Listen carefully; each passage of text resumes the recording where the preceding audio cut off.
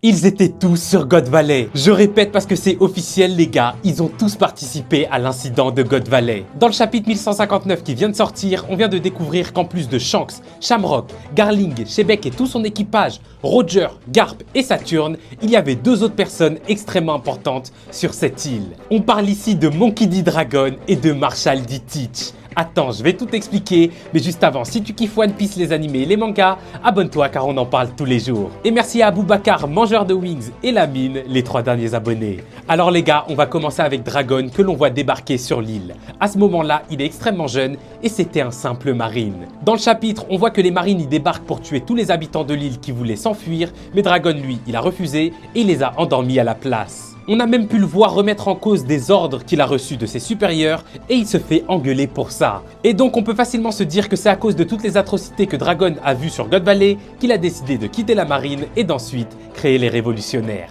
Mais le plus incroyable dans toute cette histoire, c'est qu'on apprend que la mère de Shanks et Shamrock a demandé à nul autre que Dragon de sauver ses enfants. Ce qui veut dire que c'est bel et bien Dragon qui a sauvé Shanks et qui l'a caché dans le coffre que Roger va ensuite récupérer.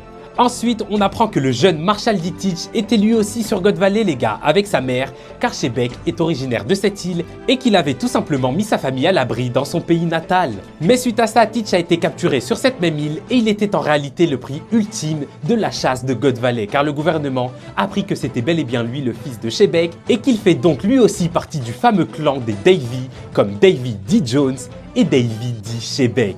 Donc finalement, c'est pour ça que Saturn sur Egghead, il avait dit que la lignée de Marshall D. Teach était une lignée très spéciale.